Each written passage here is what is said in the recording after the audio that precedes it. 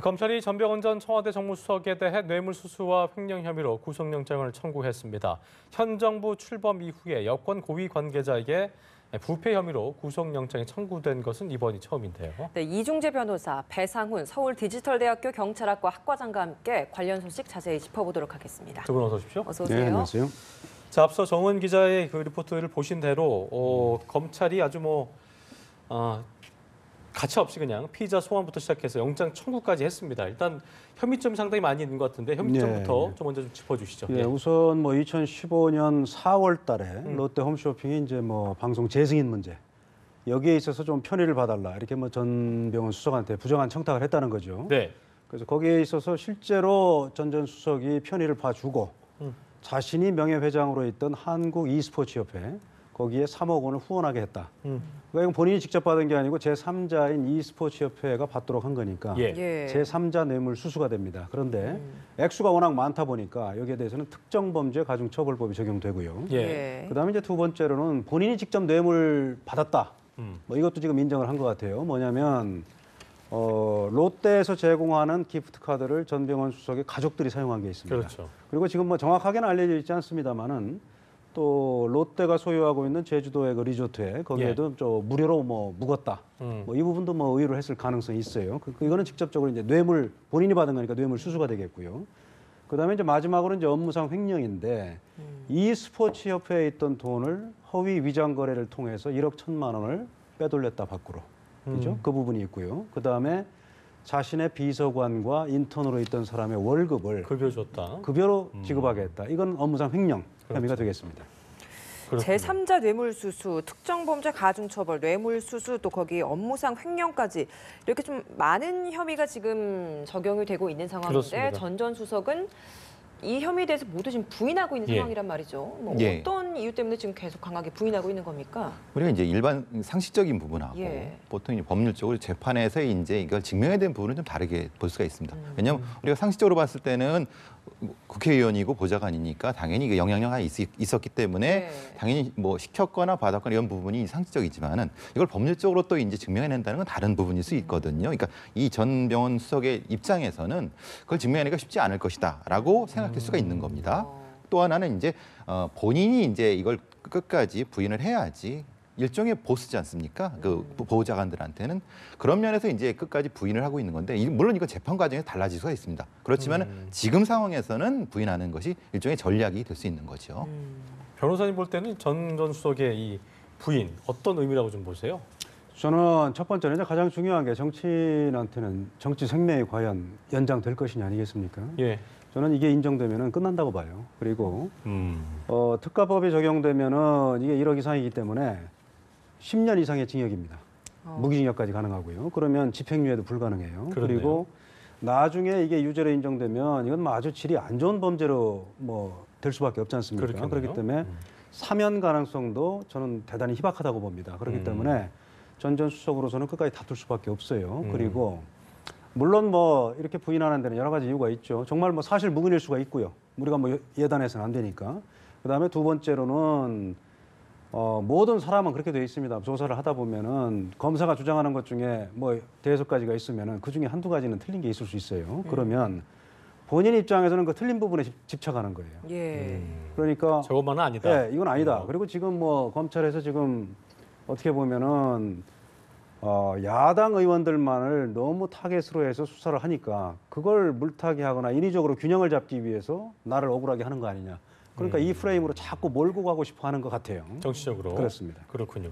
일단 전 수석의 내일 오전에 이제 영장 실질 심사 받고요. 구속 여부가 내일 밤 늦게 결정될 것으로 예상이 되고 있는데 일단 법 쪽에서는 영장 발부 가능성이 높다는 전망이 나오고 있던데 어떻게 보시는지? 제가 봐도 그렇습니다. 발부될 가능성이 훨씬 높은 것 같아요. 왜냐하면 지금 3억 원 후원을 받은 게 과연 부정한 청탁의 대가냐 아니냐. 여기에 대해서 이미 구속된 비서관들 그리고 e스포츠협회 돈을 횡령하는 데 가담한 사무총장 구속이 됐죠 이미. 이 사람들의 진술하고 전병헌 전 수석의 진술은 엇갈릴 수가 있어요. 서로 그렇죠. 정반대 얘기를 할 수가 있습니다. 그렇기 때문에 누가 진실을 얘기하는 건지는 아직은 몰라요. 네. 그런데 문제는 뭐냐면 전 수석이 가족이 기프트 카드를 사용한 부분. 이건 액수는 얼마 안 되지만 그거는 뭐 어떻게 부인할래야 부인할 방법이 없는 걸로 보여요. 그렇죠. 제가 볼 때는. 그래서 구속영장이라는 거는 죄를 범했다고 의심할 만한 상당한 이유만 소명을 하면은 발부가 되는 겁니다. 그러니까 뭐 유죄를 인정할 정도의 아주 고도의 증명을 요구하는 건 아니에요, 법률상으로. 정황상 그게 가능하다면 유죄를 인정하려면 합리적인 의심의 여지가 없을 정도의 증명. 거의 뭐 수치화하기는 어렵습니다. 거의 100%의 증명을 요구하는 거예요. 그렇군요. 그렇지만 구속영장 발부 단계에서는 거의 한 70~80%의 소명만 하면 되기 때문에 발부될 가능성이 저는 훨씬 크다 이렇게 생각을 합니다. 알겠습니다. 네, 다음 주제로 좀 살펴보도록 하겠습니다. 예. 한화 김승현 회장의 삼남 김동선 씨 술자리에서 변호사들을 폭행한 혐의로 또 이제 구설수에 올랐었는데 피해 변호사들이 처벌을 원치 않는다라는 이야기를 하면서 다시 좀 사건이 무마됐습니다. 당시에 좀 그 폭행 당시에는 좀 어떤 상황이었기에 지금 이런 상황까지 커진 겁니까? 네, 지난 이제 9월 28일 날 밤에 벌어졌던 사건인데요.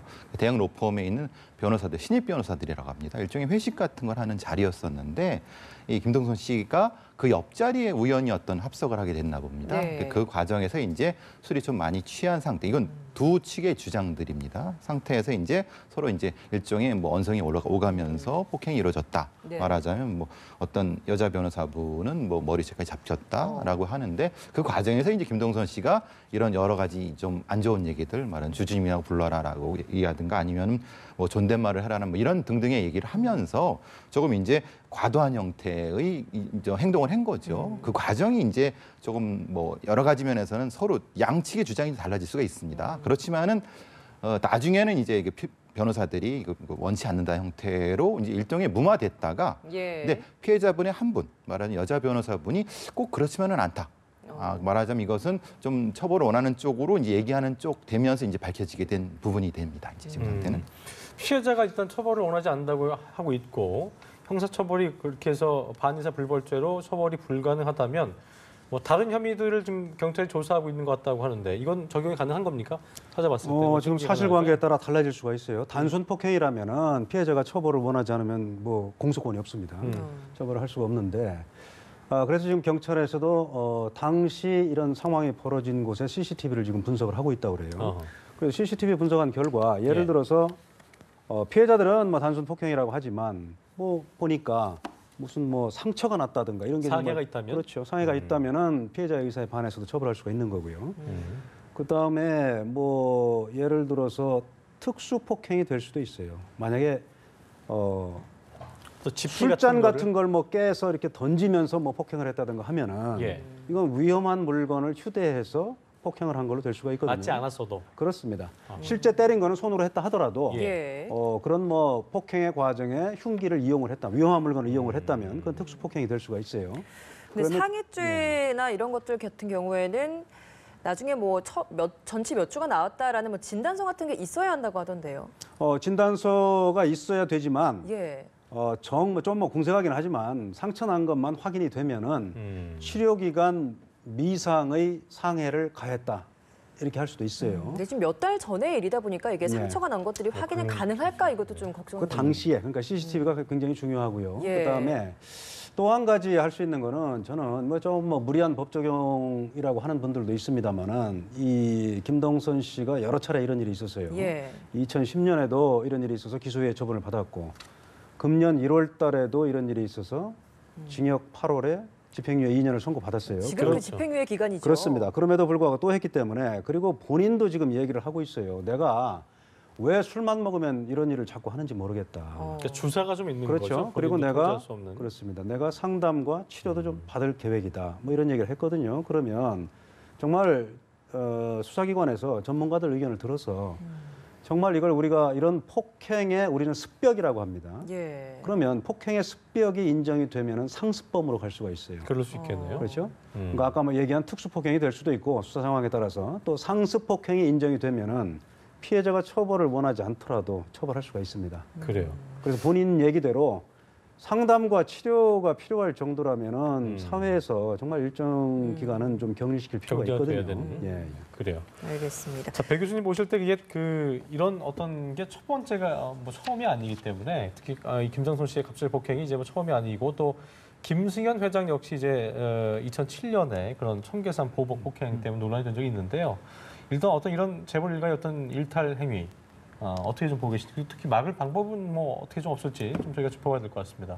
글쎄 이제 2007년도에 김승현 회장의 그때 하필 제가 또 서울경찰청에 근무할 때 그러셨군요. 그 밤에 깜짝 놀랐습니다. 어떤 뭐 재벌 회장께서 그랬다고 해갖고 굉장히 그 저희 수사팀 전체가 일종의 비상이 걸린 상태였거든요. 그러니까 처음에는 뭐 상상을 못했습니다. 이런 상황이었는지는 그런 상황이 되면서, 그러니까 근데 그 뒤에도 계속 이제 그 자제분들의 계속 이런 일탈들이 벌어지면서 글쎄 이제 그러면서 실질적인 어떤 처벌이 벌어진 건 아니고 보통 이제 집행유예라든가 이런 쪽으로 되니까 어떤 계기가 필요하지 않을까 말하자면 뭐 작은 기간이나마 어떤 좀 이제 처벌을 하는 것이 필요하고 당연히 아까 말씀하신 것처럼 본인이 원한다고 하면 원하니까 치료 부분들 이런 분 제가 보기엔 이게 뭐라고 하는 좀 일종의 주사 플러스 그 트라우마가 있는 것 같습니다. 어떤 상황적 트라우마죠. 그러니까 술을 먹게 되면 바로 상주할 수 없는. 예. 그게 이제 트라우마가 있는 건 뭐냐면 술을 먹게 되고 옆에 사람들에 대한 어떤 특정한 형태의 행위를 반복하는 어떤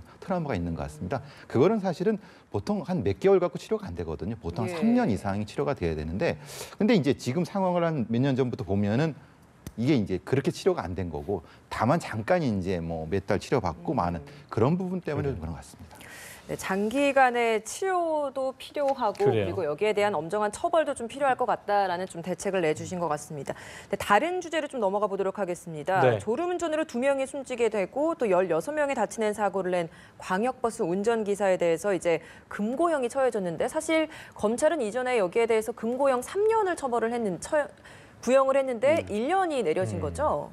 그렇습니다. 지난 7월 달에 뭐 이 경부고속도로 만남의 광장 휴게소 부근에서 버스 운전기사가 이제 앞차를 추돌해서 2명이 숨지고 이제 16명이 다친 이런 상황이었는데, 말씀하신 대로 검찰에서는 금고 3년형을 구형을 했어요. 그런데 이제 1년이라는 선고가 내려졌죠. 제가 봐도 이 뭐 참사에 비해서 대단히 낮은 형이에요. 그런데 법원에서는 뭐 이런 점을 참작한 것 같습니다. 기본적으로 피해자들하고 다 합의를 했고, 이게 이제 본인의 문제만이 아니라 너무 장시간 근로하는 과로에서 온 거기 때문에 이런 구조적인 문제도 있는 것 같다. 그래서 그런 점을 참작해서 뭐 1년으로 선고를 했습니다만은 제가 보기에도 이건 좀 다소 낮은 형량이라고 생각을 합니다. 그래요. 알겠습니다. 지금까지 이중재 변호사 그리고 배상훈 교수와 함께 자세한 얘기 나눠봤습니다. 오늘 말씀 고맙습니다.